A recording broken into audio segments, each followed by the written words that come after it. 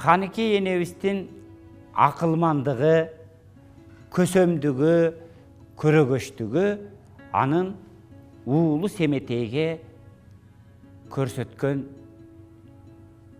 жолунан, тарбиясынан, багытынан айдан ачык билинип турат.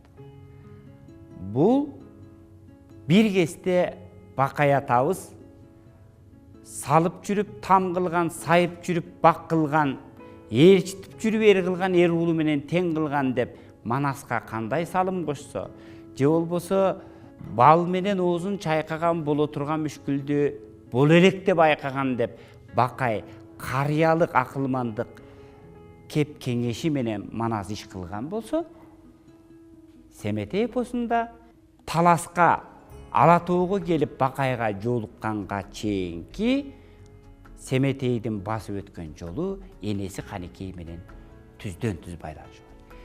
Кыркып чыбыгын, кылып ырымын агасы инеси Ысмайылга бала кылып бергенден тартып 12 жашка чейинки чоңойгонунда акмалап акыл насааты менен, акылмандыгы менен, көрөгөчтүгү менен Семетейди чоңойтуп, 12-ге келгенде башынан өткөн окуяны жомокту айтып берүүсү бул Бакайдын Манаска жол көрсөткөнгө тете акылмандыгы десек болот. Так ошону менен салыштырсак болот. Букардан чыгып кандай жол менен кантип Ала тоого келиш керек? Алдынан кандай окуяларга тушугат, кандай жерлерди басып өтөт, эң алгач кимге жолугуш керек, таласта Манастын күмбөзүнө келгенде кандай ырасымдарды жасаш керек, ал тургай Абыке Көбөшкө жолукканда эмне болот, Жакыпка жолукканда не болот, Кырык Чорого жолукканда не болот, Бакайга жолугуп, Бакайдын жардамы кандай болот экенине чейин айтып берген.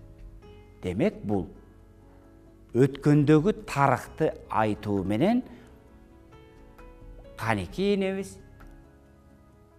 уулу Семетейге негизги багытты, негизги жолду, негизги туура жолду көрсөтүп, баягы Манас өлгөндө Бакай узатып 12 жылдан кийин күтөм десе, так ошол аманатты Каныкей энебиз эң жогорку деңгээлде татыктуу аткарып, кайра Бакайдын колуна өткөзүп берген. Бул деген сөз жок болуп кете турган мамлекеттин туусун Жыкпай Семетей аркылуу Каныкей энебиз эне болсо дагы, аял болсо дагы, катын башын эр кылып, калайык башын туу кылып деп атпайбы? Тууну бийик көтөрүп, Семетейдин колуна карматып, кайра Бакайга тапшырган. Бакайга Семетей жолугуу менен баягы Абыке Көбөштүн колундагы тактыны, тууну толугу менен колго алып, кыргыздын үзүлгөнүн улаган, чачылганын жыйнаган.